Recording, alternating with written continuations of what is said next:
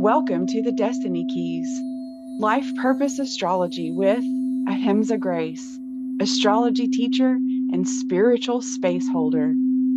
We look at the stars and we know things. Okay.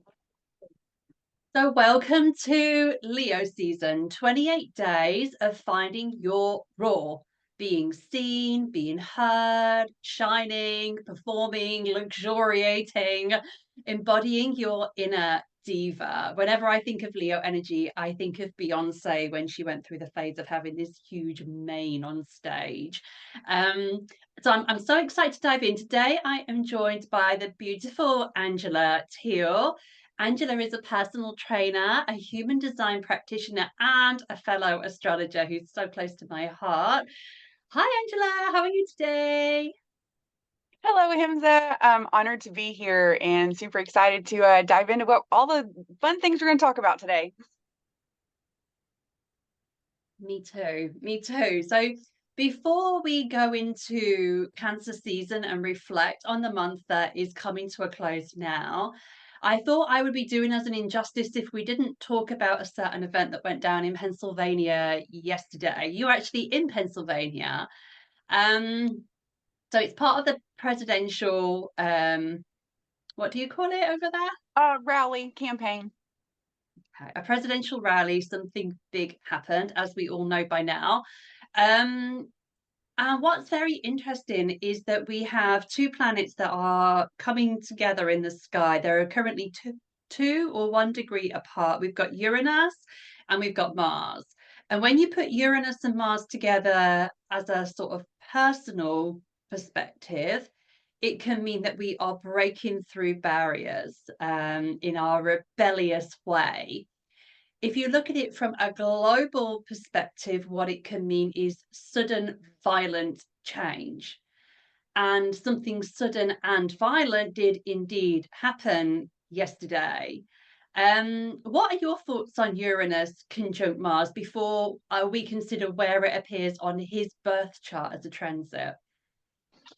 Wow, I have a few things to say on this. I am personally at this moment in time going through my Uranus opposition. That has a lot to do with human design, but it's definitely based astrologically.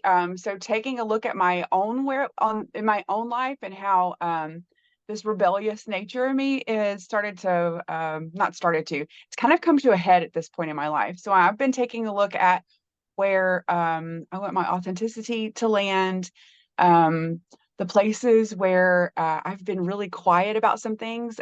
So this room, for me, it feels like almost like a volcano, like that rumbly volcano that's just been kind of like beneath the surface for a really long time, and all it wants to do is have a little bit of release. So that's what this reminds me of, especially combined with Mars, because as we know, Mars is what fires us up. It's what gets us going. It's what turns us on, and Uranus is very much rebellious energy. So if you get the combination of those two, an event like yesterday's, attempt, it only plays out like that. And the other thing I'd like to add about this is where Pluto is located. So Pluto is in the very, very last little bit of Capricorn, retrograding just a little bit before Pluto moves into, the beautiful Aquarius on the first of the year. So um, that heavy patriarchy, that nose to the grindstone, the let's not put any emotion into this, let's just put hard work into this, like it's digging its nails just into things right now. And I think that this something like this is almost bound to happen. The patriarchy wants to hold on. It does. The way we've been doing things for the last 20 years wants to hold on. And sometimes it's hard to let go. It really is. So I'm thinking that this is kind of just a culmination of those things combined. Yeah, I agree. I'm feeling it a lot. I didn't realize, but it's happening in a really important part of my chart as well. It's trine my ascendant and trine my natal Mars and conjunct my Chiron. So it's actually in a really powerful place for me. So again, I can feel energetically these rumblings. I can almost hear in a psychic way these rumblings, like you're saying, it feels like a volcano that wants to blow. So if anyone wants to look and see where this is on their chart, it's 26 degrees Taurus. So that's where my car runs at 24 degrees, but that's where Uranus and Mars are going to be meeting properly in the sky. Is it 24 or 26? It's around there. So have a look where that is on your chart, what house that is in. For me, it's my house of expansion. So I am going through a massive metamorphosis. I keep seeing butterfly symbology everywhere. I'm going through a huge, huge change, which is beautiful and exciting, and it feels good because it's working with my natal Mars driving forward, and it's working with my natal ascendant, which is my soul. So it feels like real rebellious change. And I keep doing things very authentically and then going, am I allowed to do that? And people like Angela will go, do whatever you like be you. And it's lovely to have that keep coming back to me, like, remember to be you. So yeah, where are you having sudden rebellious change? Look what house it is on your chart. Look what planets are there as well. So the person in question who had an incident in Pennsylvania yesterday, it's happening. So the Uranus Mars conjunction is on his midheaven. So it's on his social standing. It's right at the top of the chart. A very, very public thing has happened that was violent and rebellious on his midheaven. It's square his natal Mars. When I had my last Mars return, I had a car accident that was nothing to do with me, a car going into the back of me. So Mars at a difficult angle to your natal Mars can bring sudden unexpected change. And my car crash was one of the best things that happened. I made £800 out of it because I've got my, insurance and stuff, and it was on her insurance. And I got some work done to my back that I didn't realize I needed. So it was really, really good, but a bit scary at the same time. So it's square his Mars on his midheaven, but there's an aspect. So I don't normally dive into asteroids and fixed stars. I stick with the planets, and I like Chiron. However, there is a fixed star called Algol. It's Medusa. It's Medusa energy. And it lives, because it doesn't move, it's a fixed star, it lives on his midheaven. So Medusa brings in violence, but there's always a high road to astrology, and that is immense power. And he is immensely powerful. So something tragic happened or didn't happen, perhaps because of his power, perhaps because of, whoever was around to stop it from happening and getting worse. So yeah, it's very interesting to see where this happened on his chart. So anyone who wants to know where Medusa is on their chart, that is 26 degrees Taurus. So you can have a look and see where your inner divine feminine power is, because Medusa was very, very beautiful. Something awful happened to her, and as a result, she got turned into a gorgon with snakes for hair, and she got her revenge on men for what happened to her through turning them to stone. And it was kind of her curse, but it was also her power.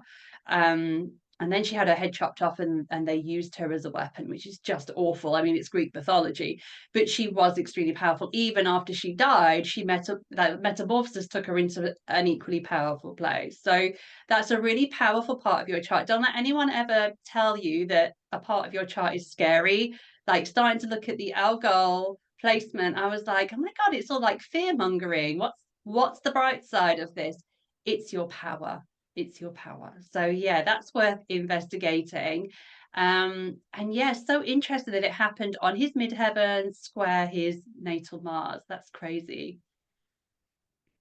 Yeah, it really is. It is. Yeah, I really think that I think it's just something to watch, we have a lot of figures, up and in the news and on the media and everything else. And I typically don't watch a lot of news.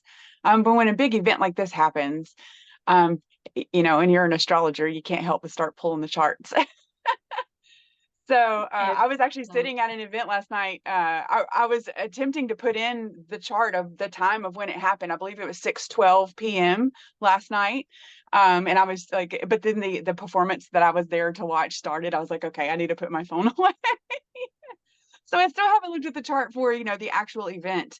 Um, But like, we were discussing previously before we started this, like this is just one of those things that, it is important, even for those of us who are in a different field, like say astrology, to, take these current events and take a peek at them, because it's like a page turner at this point. And I think it's going to be a page turner for a little bit, especially until Pluto settles. I think once Pluto settles, I think we'll have to wait for the dust to settle after that, obviously, because we're in for a 20-year ride with this. But I think once Pluto finally settles, then I think then the final death, and then the final rebirth, and the final transformation can really start for everyone. If you take a peek at where things were, well, in the United States, the last time Pluto was in Aquarius was when we signed our Declaration of Independence.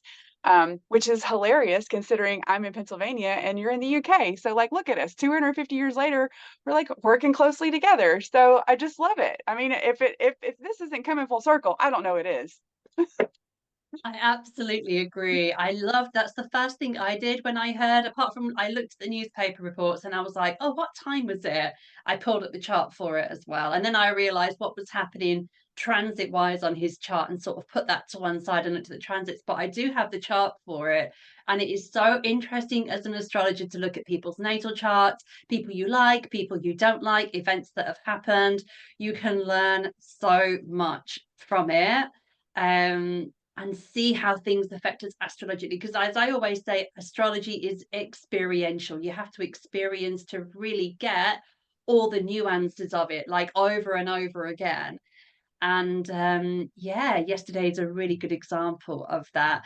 So we've got Pluto is retrograde right now. It's in Aquarius, about to go to 0 degrees Aquarius, which means it's both Capricorn and Aquarius. It then goes direct. It stays in Capricorn until like, is it the day of the presidential election? Like it's a week after. It's November. It's November sometime.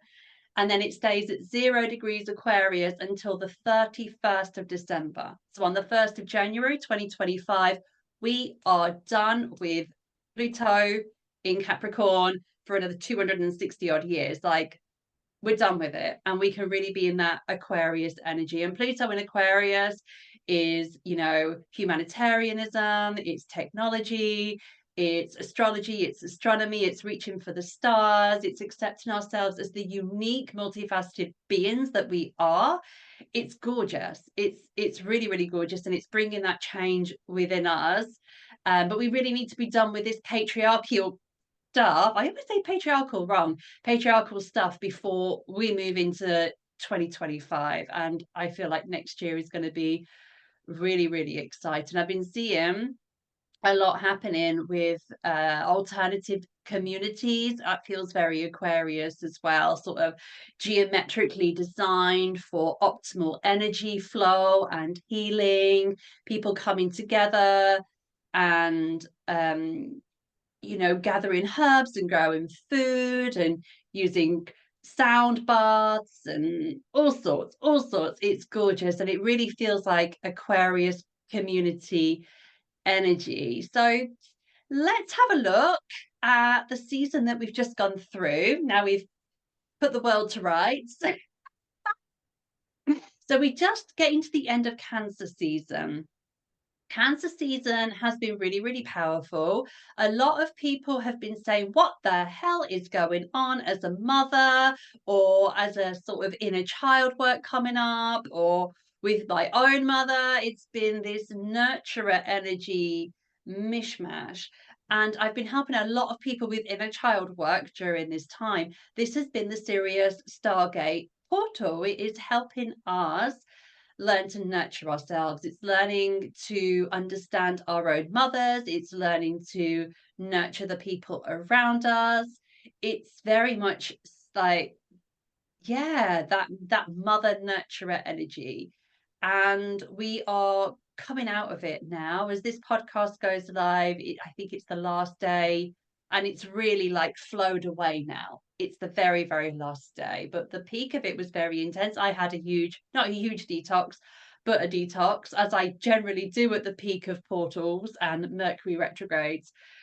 So that's been really, really intense. But Cancer season kicked off with the solstice. We're in the Northern Hemisphere. So for us, the summer solstice. And you love solstice time, don't you? I do. I do. The summer solstice has been my favorite. Oh gosh, I've called it my favorite holiday now for well over a decade, even though it's not something that we typically, celebrate as a holiday. Well, 'cause, it's not a Christian holiday, so we don't celebrate it. I think it should be a national holiday. I think it's beautiful. I'm also a Leo, so it's like the it's when I start getting excited. I remember as a kid, being so excited about it being the longest day of the year. Like for something about that, because I love the sun. I just love the sun and the heat and the fiery feeling of summertime. So yeah, solstice energy is great. I also really enjoy winter solstice too. So I enjoy the checkpoints. Solstices feel like checkpoints for me. So I really do enjoy that checkpoint feeling where you can just, look at your life, look back at, past solstices and, prepare for future ones as well. Yeah, I agree. I don't like winter. I'm in the UK. It's only light for 6 hours come this winter solstice. It's very, very depressing. However, for me, the winter solstice in December is around reviewing what worked and what didn't work. It's almost like a new moon. I'm setting my intention. I'm not really going to do anything about it for the next 3 months, but I'm setting my intentions. I'm looking at the 3 months or the 12 months that have gone. I'm looking at what I want this year to be.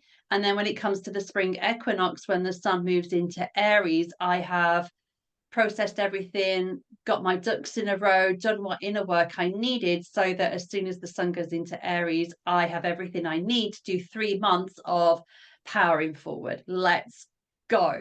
And then the summer solstice is like, right, we're celebrating. What have we achieved in the past 3 months? Or 6 months, really. Like, what have we achieved? What have we got left to do? What are we celebrating? What are we letting go of that we weren't able to do this year? Like, let's let go and celebrate. And then we've got the autumn equinox, which is like everything's being wrapped up. I've did what I could, everything's been wrapped up, and now it's time to rest and reflect and just like, yeah, recharge my batteries. And then by the winter solstice, we're kind of recharged and getting a bit sick of the dark and ready to think about the future. And it is lovely how we've got these cycles of time that remind us what we need to do. The same with the moons. Every month we have a review, and every year we have a review. Mm. Yeah, I really enjoy it. I enjoy especially now that I've learned more about astrology, I've always been naturally inclined to follow the patterns and things. Being a young child, I was obsessed with weather. So I really look at astrology being not much different than meteorology. It's studying the ebbs and the flows, it's seeing when the storms come in and they roll out. It's same thing as hurricane, retrograde seasons like hurricane season sometimes. It's like, oh, what's it gonna turn up for you today? Except it's very internal. So yeah, I this last solstice that we went through, I'm trying to think what happened. Oh, yeah, I pulled my back that day. I was supposed to help you out with your class. I had a very bad pulled muscle and disc issue there for a couple of days right around solstice, and I was very upset about that. It was like, oh, my favorite day of the year, and I'm stuck in my bed. But if life, that's been my lesson. My lesson has been slowing down, and I'm grateful for that. Though I was going so fast for so long in my life that when I have a tendency to want to rush things, something like that happens, and it shows me where I need to slow down. And the spot on my back, L4 and L5, is directly related to your security. It's directly related to like thinking that your life should be a different way and it's not, or being very separated from loved ones. So in the week prior to that, I was having a hard time letting go of being sad about being in a long distance relationship. So it was one of those things. I think I manifested my back issues. They manifested them. It manifested through my body physically, and I know that now. So Yeah, with the L4 and L5s, that's the lumbar spine, which for you guys who aren't sure, it's sort of the curve of our back. And it said that just like when we carry something that's heavy, that's where we are, that's the muscles that we're using, that's the part of our back that we are using. So we carry sort of the weight of the world often on our shoulders or on our lumbar spine. And so, yeah, that totally makes sense. When we're carrying something emotionally that feels heavy, energetically, there may be blocks there, and physically, muscularly, there's got to be blocks there because our body expresses what we aren't expressing in our mind. And that's what the mind is feeling, that I'm carrying this weight and it's too heavy.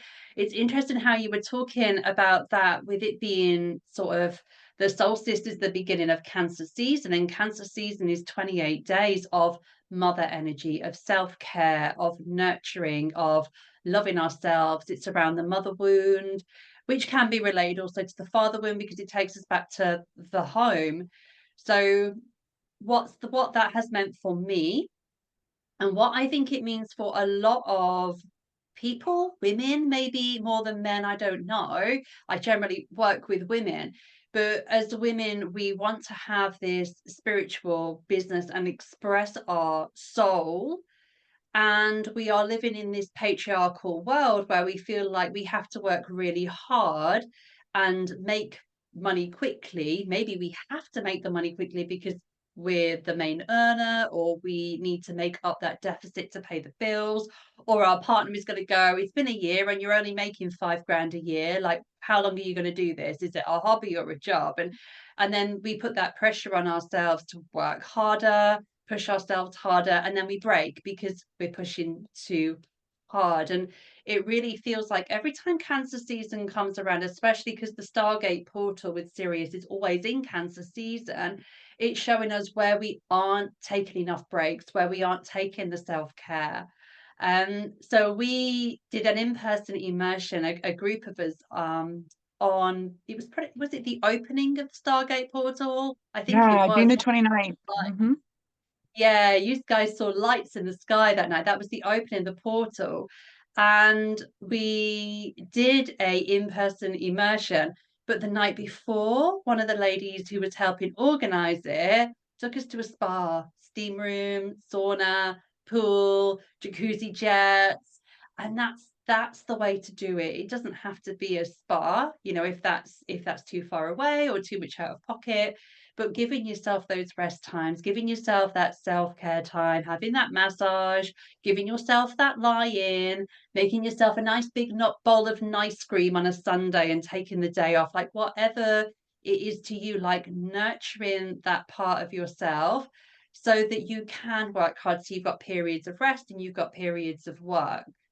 And it's what's really interesting. I was listening to a podcast the other day about the difference between men and women, and the difference between men and women becomes in the womb. It's to do with testosterone and all the different hormones that are there when the baby's growing. And women are hardwired to always be doing something different. We're multitaskers. So the man would be hunting, and the woman or women would be looking out for danger and figuring out what berries are safe and what berries aren't safe, and identifying the mushrooms, and just like having to think about lots of different things, feel into people's energies. If someone's hurt or if someone's scared, she needs to pick up on that. And so our brains are always thinking and scanning for danger. And I think about myself sometimes on social media, especially a couple of years ago when my business was new. I would be on social media a lot, seeing if someone had like put a negative comment on one of my posts. Like, I was always scanning for danger because this business was really important to me. And to realize that's all hardwired, and it all came up in Cancer season. Me sort of being aware of all of this has been really enlightening. That's beautiful. That's beautiful. There are some new studies coming out that show that the majority of the hunter and gatherer communities, the men were not the hunters, the women were the hunters as well. So it's now showing that women hunted more than the men did. It's fairly new studies, but yeah. Yeah, so we've done it all for a long time. We were doing that as well. Yeah, there's also some studies showing that if we keep going the rate that we're going, that the Y chromosome is dying off. Like if we keep headed in the direction that we're headed, men will no longer exist. I think it's like 8 generations from now or something like that. So um, we're literally breeding breeding out the men.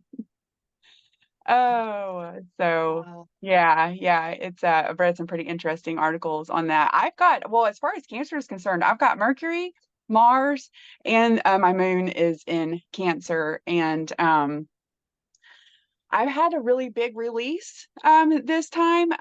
Interestingly enough, like I'm no contact with my family, and I was feeling this need to secure that. So I wrote out what I needed to write out. I broke the soul contracts I felt like I needed to break. I waxed it and I put it in a bottle and I buried it. And I got up the next morning and it was outside of the ground, sitting on top of the ground. Yeah. So what I did was I tossed it in the water. I said, I'm not doing this again. Evidently, it didn't need to stay on my property. I'm not really sure. There, one or more people in this bottle question in the bottle of question is very dark energetically, so it kind of wasn't surprising to me that it ended up on the back on the other side. Talk about my amazement. I also got to help facilitate an energetic healing, I would like to call it. So my fiance and his father are no contact. His father was a mean person to him throughout life. They've been no contact for a very long time. And I was invited for the 4th of July here in the States for Independence Day. I was invited to a family gathering where I was told his father would be. And I knew that that was a chance for his father to see and meet the future wife of his son. And interestingly enough, my fiance's south node is in Capricorn, and it's in his fourth house. So, which just comes together. So I knew that I was placed at this moment in time to carry out this energy, this exchange of energy, and I protected myself before I went. Um, I passed energy through the initial handshake, and I purposefully did not tell him goodbye when I left. I said goodbye to every single person in the room, but I did not acknowledge his existence. And I knew that's what I needed to do for my fiance. And it went really smoothly. Like I knew we weren't going to have a conversation. I have a tendency to make people either feel very comfortable or very uncomfortable. And I knew I made him feel very uncomfortable. So just from an energetic standpoint, I was proud of how I handled it. A younger version of Angela would have like wanted to stand up for her fiance, um, maybe would have wanted to say something, but I knew at this moment in time, since my Mercury is also in Cancer, that I could go about this and not ever say a word. So I'm very glad that I got to help facilitate this energetic exchange on behalf of my fiance that day. So it was I felt like that was very beautiful. And yeah, that's been my cancer season so far, And as far as the portal, oh my goodness, that was an amazing night. We all were together, and the group of us together are very healing in general. We have one lady in the group who needs a total hip replacement. After 5 days of all of us together, she was barely using her cane. So it just shows you how beautifully healing we are together. And when we were standing outside, and one of the ladies in the group goes, "Oh, I think the aurora is out tonight." So we all run outside and we're like looking up and we're like, "That's not really the aurora. What is that?" And it was this amazing light in the sky. And then we looked up and I saw what looked like a satellite, because satellites move very slowly and in a straight line across the sky. And I was like, "Hey, look at that." And she was like, "Yeah." And it stopped right above us and then just kind of started doing this little dance. And I was like, "Are you seeing this?" And she was like, "Yeah." It's like, this is wild, I couldn't pick it up on my phone because it was like way, way, way, way up there. But it was just up there just dancing for us. And then it would go off this way a little bit and then it would come back. And I was like, I just waving at him, telling him hello, "I love working with you. Come visit me." So what an amazing portal. It was amazing portal opening. And this whole portal has been nothing short of amazing changes. I know for me specifically, I've decided to come stay in the UK and live there for, 6 months. So um it's also part of my Uranus opposition that I'm going through right now. Typically, when people are going through Uranus opposition, now together with the portal, I can see that's usually when these big upheavals, like somebody might all of a sudden want to like get divorced or quit their career or move to a different country. Um, so I'm glad that it's all falling in line, and I'm glad for the first time in my life I'm not questioning my relationship. So let's just say that right now I've gone through that enough. I'm very secure and glad that that's not the one thing that, my brain decides it wants to change all of a sudden. So yeah, it's been such an eye-opening Cancer season and portal season. It really has. Yeah, I agree. I agree. It's interesting that you're mentioning what you have in Cancer. So, for the people who are watching, you can look at your chart and see what's happening in Cancer on your chart. So, if you've got any planets in there during Cancer season, the sun has been shining on them, which is just shining a light on that part of your life. So, what house it's in or houses, is what life area that is. For me, it's pretty much all my 10th house. I think there's a little slither of it in my 11th. The only aspect in there is my North Node, which is my life purpose, in my 10th house, which is the house of social standing and career. So that's what the sun has been shining on, and it does every year in Cancer season, which is, June going into July. And yeah, it just brings these parts of us to life. And I have my Uranus opposition. I think it's when you're about 45, isn't it? You have your Uranus opposition. So I think mine's in 2 or 3 years. So yeah, I'm quite excited about that. I'll probably end up moving to Mexico or trying to, knowing me, because that's just all I ever tried to. Let's do it. And Okay. when yay, when we talk about portals, so we've had the Pleiadian portal, which was in Taurus season and always is. We've had the Sirius Stargate portal, which is always in Cancer season. So we're going to move on to Leo season, and a lot of people go, "Oh, the Lionsgate portal." Well, the Lionsgate portal isn't astrological.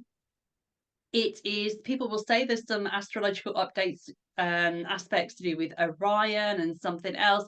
It isn't astrological. What I've heard is supposed to happen doesn't happen astrologically. It's impossible.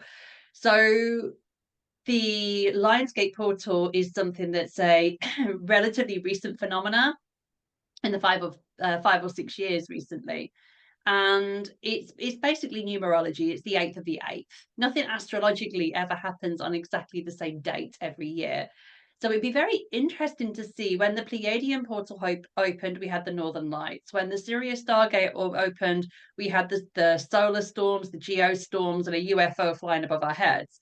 So I'm interested to see when nothing happens when the Lionsgate portal opens. I'm probably disappointed a lot of people here. So if something happens on the 8th of the 8th, the portal would probably open on about the 29th, 30th of July. So maybe I'm wrong. Maybe something magnificent will happen in the sky when that comes along. If it does, send me photos. And I'd love to see it because it's not astrological. So to me, it's kind of off the radar.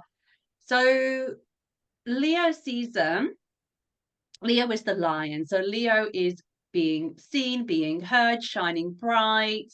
A lion is big and has this massive mane, and his mere presence, it's the lion, not the lioness, his mere presence is enough. And other people do the work for him. So he is the leader.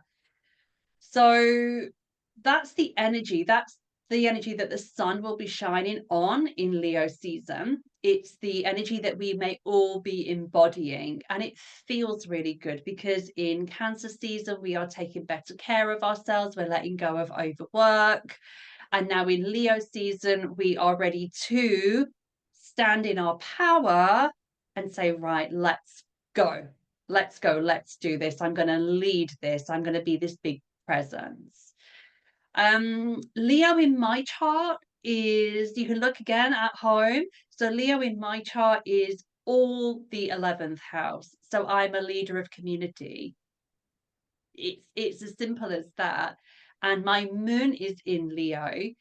The moon in Leo is that I nurture the people through making them feel like they can do anything by cheerleading them. I'm famous for giving people permission slips and saying, oh, you've got this astrological placement and you don't like it. Well, actually, you've got a permission slip to be yourself. Yes, you can be a bit of a worrier, and that's okay. There's a high road to it as well. Let me explore that with you. And just cheering people on for being who they are. I love that. I love that. And that's how I nurture people, by encouraging them to be seen and be heard and take their place. Your Leo is really, really strong. What's Leo like in your chart, Angela? Leo for me, first off, let's say raw. I love Leo season. Um, Leo is my sun sign. It's also my north node, and it's in the eighth house. So this is all about just I feel my rebirth over these last, like, 2 or 3 years, so much. So that's what this is about for, for me specifically. Having that Aquarius South Node and Leo North Node placement has been very confusing to me up until this point in my life. So now, like, I'm okay wanting the luxurious things. I'm okay knowing that I'm totally fine with being in the spotlight. Like I've said, I've been saying for over a decade, give me a spotlight, a microphone, and 1,000 people. And I know it's going to happen at some point. I love public speaking. I love instructing. I teach everywhere I go, which even though it's, very Saggy and very Gemini, it's also very Leo, being the leader of a class, being a leader of a group, being a facilitator of change and of healing is my calling. And oh, if I could have that big hair, oh my gosh. I remember being a young girl. Oh, there'd be nights I would lay in bed and I would just wish for an afro. Oh God, I didn't understand why my hair wouldn't look like that. I've always just loved just like really big mane. So I absolutely love Leo season. I love um the loyalty and the royalty that Leo shows. I think it's amazing. I used to almost feel guilty for liking some of the finer things, and now I'm seeing where the pull between the North Node and South Node was. Why on one hand I wanted to sell everything and only own, a handful of dresses and 5 swimsuits and live in a shack on the beach. Or I want a closet that's just for my shoes, that's lit up when I walk in by motion sensors, and I could press a button to, go across, and then I turn a corner and there's my wall of jewelry. So, like I never fully understood why I felt the pull of those two, but now I know. Now I know. And I'm fully stepping into the luxurious things of life because I can, because I can. I'm supposed to. I'm supposed to. So I'm absolutely loving, absolutely, I love Leo season every year. So I'm excited about this being my birthday coming up. And touching on the Lions portal real quick, I have another group of ladies that I have been working with for about 10 years, and my spiritual mentor years ago said that the Lions portal really isn't a thing anymore. And that's been since, like, I think 2019 or 2020. It's now the new portal that's in its place, but it closed, and that's not really a thing anymore. People just kind of keep bringing it up. We're more in Dragon's portal phase now, and I forget when that is. But yeah, it's definitely based on numerology and not astrology. So sorry for those of you who think otherwise. It's okay. Sometimes we have to shift. Sometimes we have to shift and move. So so yeah, but yeah, let's bring in the Leos. Like, let's bring in. I think I love watching other people fall in love with themselves. And I know that that is my calling on this planet. And I can only imagine how a lion would react to himself in a mirror. And he might first attack, because that's what lions do. but I could just imagine, just shaking the mane out to make it a little bit bigger before they like go off and do the thing they're going to do. So that's how I picture a lion, like adjust the crown if we need to, let's fluff the hair, spray a little extra glitter on and then walk out the door. So that's Leo energy for me. I love that. Yes, yes, yes. All of that. It is. It's being big. It's looking in your mirror and going, "You look amazing," and making everything a bit brighter and bolder. And that is the energy that we are allowed to embody. I found when I've done astrology readings, I don't do astrology readings anymore, but Angela does, and she's on my website. We'll put the link below. So when I was doing astrology readings, there's two north node, south node aspects that are the most troublesome. So the most troublesome one is when you've got your north node in Cancer, because you are here to leave behind the Capricorn south node, which is working really hard, making loads of money, building something really big. The focus isn't that, it's the nurturing of Cancer, and the business might support that. And in this society of overworking being glorified, people can really struggle with that. I have personally.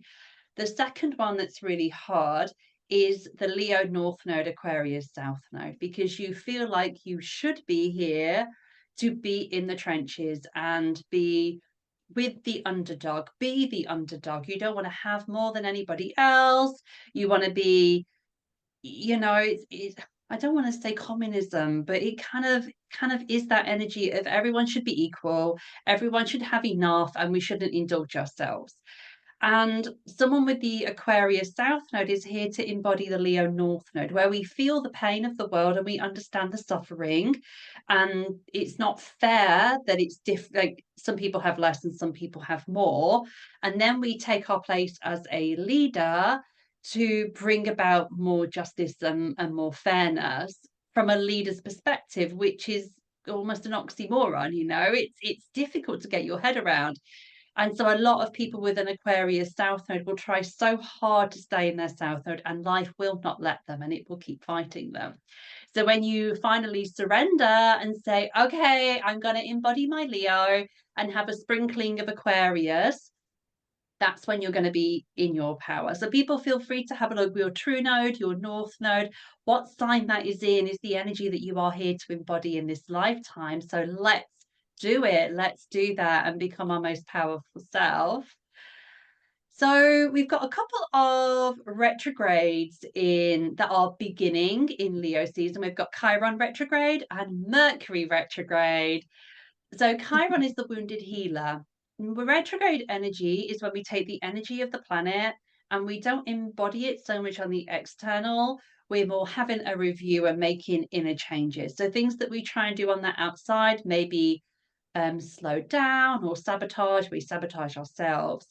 So Chiron retrograde, Chiron is the wounded healer. It's something that we do for other people, but not for ourselves. Chiron goes retrograde in Aries. So we are looking at where we encourage other people to be a hero, to drive forward, to assert themselves and have boundaries, but we'll actually give other people boundaries before we'll do that for ourselves.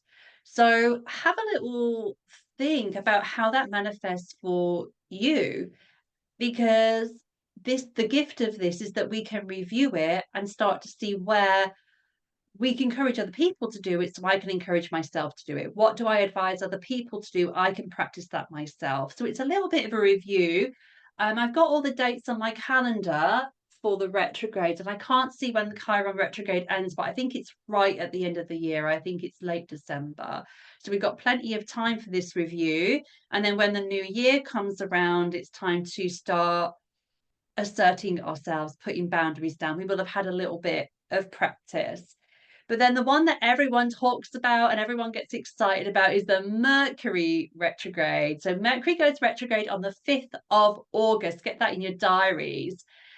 So we talk about the shadow period of Mercury retrograde, which means that about 10 days before we start to feel life slow down. And the reason Mercury retrograde is so significant is that it's around communication, it's around short journeys, it's around technology. And in this society, we are always making short journeys using technology and communicating. So when Mercury retrograde comes along and communication is difficult and cars are breaking down and tech is breaking, going slow, it really, really affects us. So this is why people worry about Mercury retrograde. So there's always a gift. When we go retrograde, Mercury is going to be in Virgo. So the things that you are looking at is where, when it comes to communication journeys, technology, where you are worrying, nitpicking, nagging, I should do it this way, I should do that, shoulding all over yourself. Pay attention to where you're sabotaging yourself in those areas. For me, this is really big because Virgo is really significant in my chart. And then we have the opportunity to start choosing something different. Rather than worrying and nitpicking, we get organized and we get planning.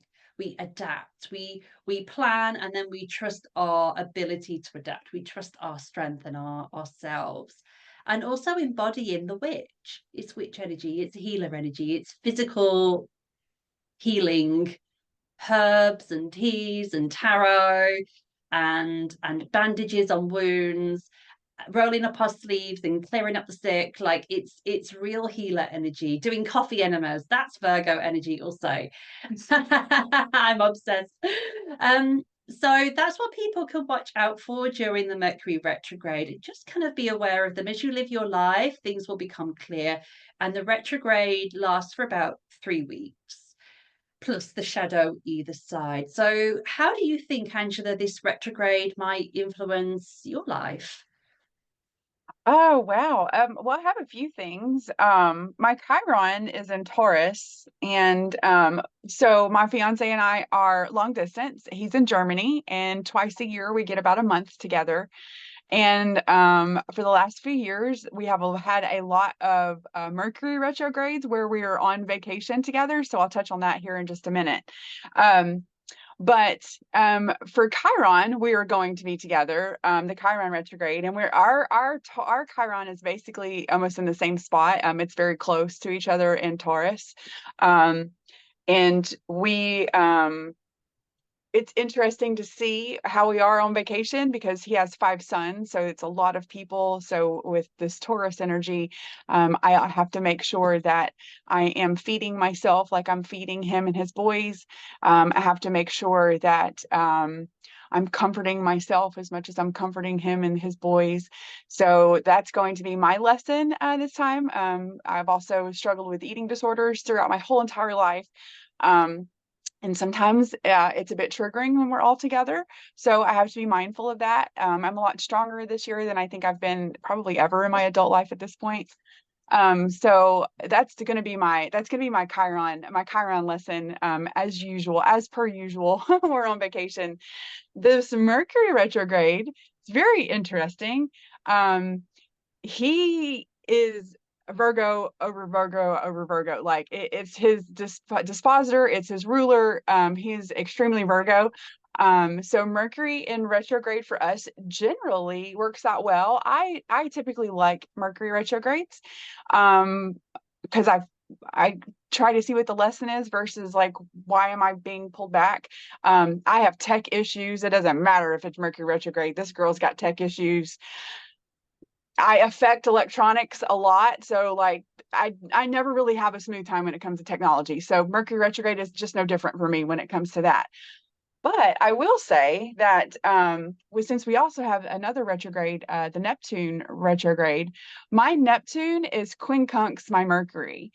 So I'm curious to see what this is going to be like. So since that's the irreconcilable differences between those two signs, so to have them, I'm almost wondering if two negatives will make a positive at this point. I'm kind of wondering if we can double negative it and turn it into a positive. If they can't get along and they're both retrograding, we shall see. So maybe that's just my Neptune illusion trying to convince me otherwise. But I am curious. I am curious to see how that plays out in my life. So, and I believe I don't remember which house my Neptune is in, but it's in Sagittarius. So, you know, yeah, we'll see. We'll see. I'm such an open communicator. Since my Mercury is in Cancer, like I communicate with love, I communicate with nurturing, I communicate with acceptance. So communication for me is just easy in general. I'm a very easy communicator. So my descendant is also in Gemini. So I welcome that, even if it feels hidden, you know. I definitely welcome open communication. And so yeah, I'm really curious to see what this like double retrograde with the quincunx is gonna look like. I don't know, we'll see. I feel like the key is knowing it. Like if you know it, and that's why I love astrology so much because it tells me in a very objective way, this is the high road, this is the low road. And then I can keep my eye open for the low road coming through and see what's behind it, see what's under it. So I can give that inner child some love. And I'm aware of the high road so I can make different choices. But quite often recently, whenever Mercury, the last two Mercury retrogrades, I just have a massive detox and I'm stuck in bed for a week. So I'm really not looking forward to that. But as long as I'm aware of it, um, I was going to say as long as I'm aware of it, but I'm literally on holiday at that time. So that would be a real bummer to be holiday poorly. So we'll see. We'll see. I'm doing a lot of coffee enemas these days. So I'm hoping that that constant taking care of my body, that conscious detox will mean that I don't have to get sick because I'm consciously detoxing my body. So yeah. And the Mercury retrograde for me is happening in my 12th house and 11th house. So it's sort of being aware of unconscious traits when it's in our 12th house, any mental health related to worrying, because our mental health affects our physical health. And then how I am in my community as well, I guess. When it comes to worrying and nitpicking, it feels like stuff that I've worked through. So yeah, we'll see. We'll see.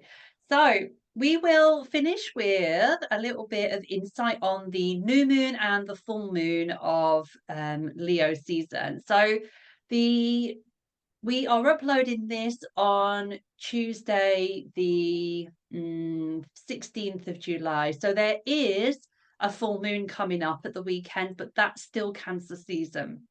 We're a little bit ahead of ourselves bringing this out. So the next will be the Capricorn full moon. That's on Sunday, the I'm terrible with days and dates. Sunday the something, 21st. So that is still going to be Capricorn. So we're looking after that. The Leo new moon is the 4th of August. That's the day that Mercury goes retrograde. So the 4th of August, UK time, that's 12:13 p.m. So it's lunchtime.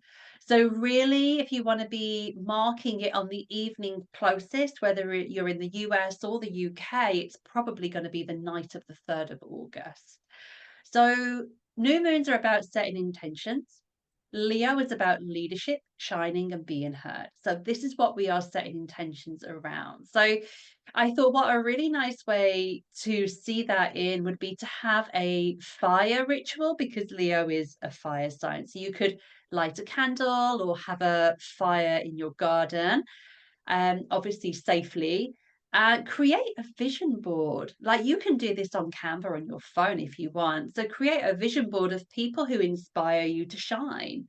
Clothes that are beautiful and confident, hair, shoes, people, and really get a clear vision of if I wasn't afraid to shine, what would I look like? What would I be wearing? How would I present myself? And when you've got that kind of clear or super clear, if possible, close your eyes and visualize it. So if you want to be brave enough to stand up at your board meeting and speak, or lead a retreat of people and speak, whatever it might be, stand on stage and sing, like whatever that might be, envision it. It could be social media reels as well, actually. So envision it. And when it comes to this, feelings are so important, your visuals and your emotions, because you're talking directly to the subconscious, which deals in emotions and images. So you want to be feeling feelings of confidence and pride and happiness and enjoyment of the process. And just hold that for a couple of minutes. Don't hold it tightly, hold it gently, and just sort of enjoy it and then let it go. Let it go and trust it will come to you. And trust that everything you need and everything you need to know to get you on that path or continue that path will come to you, and dedicate yourself to each step of the journey, because that might be 20 steps away and you focus on the step that you're on, and then the next one will become clear, and again and again. So that's a fire ritual you can do on the new moon on the 3rd or 4th of August. A lovely affirmation for the Leo new moon is, "It is my time to shine." Oh, yeah. And then we've got the Aquarius full moon. So this is on the 19th of August. It's 7:26 p.m. UK time. So it really is the evening of the 19th. This is the first of 4 super moons. So the moon is close and it's going to be big. And then the next one will probably be even bigger. So full moons are letting go. This is around letting go of the shame of being different, letting go of needing to be approved of, letting go of people needing to understand you. Like, you can be you without people getting you, and that's okay.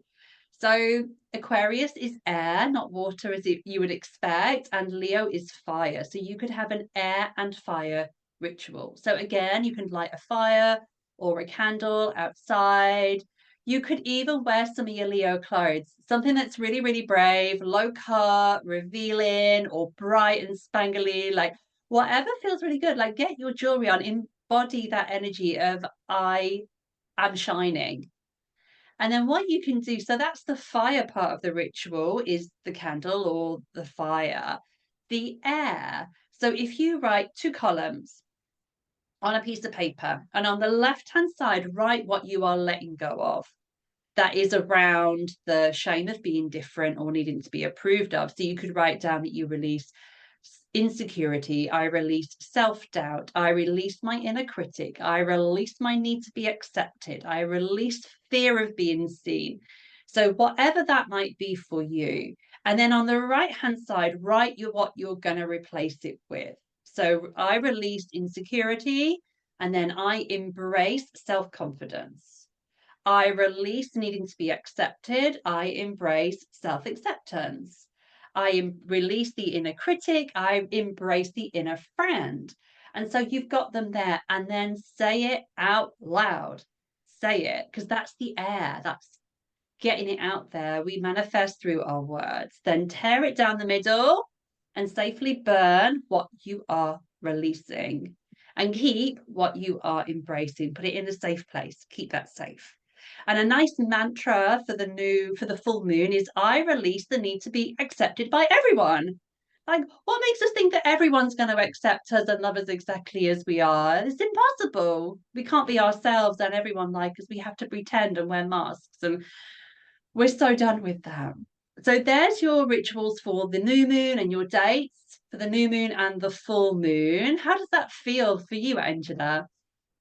Personally, this feels amazing, because as we were just previously discussing, um, the fact that the fact that there's a full moon, which is the completion of things in Aquarius, very much symbolizes my South Node, and the fact that there is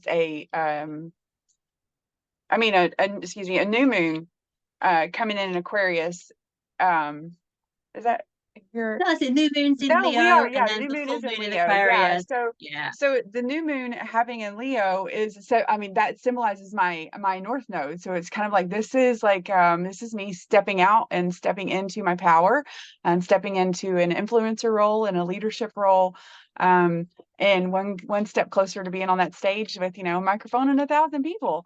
And to have the Aquarius full moon. So that's like I always think of the full moon like a pregnant belly, like it's full, it's birthed, it's time to birth these ideas.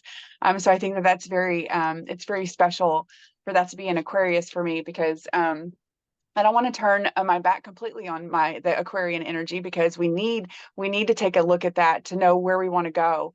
I also think it's very It's a sentimental time for me. So the 19th will be just a few days after my fiance goes back to Germany. So I'll be back by myself again. So it's usually a little bit difficult for me. But the 19th is 22 days before my very last eye surgery. So I'm bringing in all of this beautiful energy of being done with that part of my life, regaining full eyesight, regaining full energy, um, and really just because as soon as I come back from vacation and I have my eye surgery is when I start, getting this house packed up to move to the UK. So this is also very symbolic for me. Yeah, and it's very I mean, it's in the charts. Like if I ever question the decisions I'm making, all I have to do is look at a chart. All I have to do is look at the stars. Like, we look at the stars and we know things. Like it's that's what it is, it's reading a chart and seeing how things play out and recognizing the patterns of life and really applying the knowledge of the stars. And so this is it's a really beautiful time.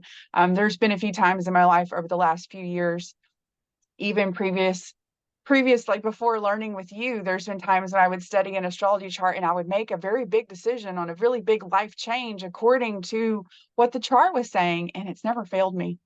Not once has it ever failed me. So I am definitely going to be doing these rituals. I really do like the two columns. I love releasing energy, and I have so much fire in my chart. I'm up for a fire at any time. So I love to burn things. So I'm looking forward to watching all of that, transmute energy. I love taking energy and transmuting it and sending it back to the universe to use in a more beneficial way. And what other beautiful way could that be by, celebrating the fact that it's going to be a super moon too. I just love it. I just love it. I just love it. So I'm very excited. I'm very excited about all the things that are coming up. I'm embracing the retrogrades, and looking forward to setting goals and intentions. Yeah, it feels nice. We go into Leo season, the sun is shining on the lion, and then we set our intentions around being seen and being heard. And then we embody that, feel the discomfort of that, see what's coming up for us, see what thoughts and beliefs we have about being different and being seen, and maybe jot them down. And then when it gets to the full moon, be like, right, this is what's standing in my way of being that. So I'm going to intentionally let go of that and then see how I feel coming out the other side. So it's like learning how to embody that leader, seeing the uncomfortable things that come up and being like, I'm going to let that go. I'm going to let that go. I'm going to let that go. And then when it comes to the full moon, intentionally and allow yourself to take up space, be seen, be heard, be authentic, be proud of who you are. Oh, it's so exciting. I'm going to do the rituals too. For one of them, I'll be at Maggie's house, which is so cool. But the other one, I won't be. But the new moon, I will. And she's got a lovely fire pit. So, yeah, we'll do that. So exciting. It really is. It is. And, my fiance and I do new and full moon rituals when we are together. So every time we're together, there's at least one or both, and his boys love it. So we'll be out on the lake, and there's a beautiful fire pit. So that will definitely be an evening of fire and cards, and they love pulling cards with me.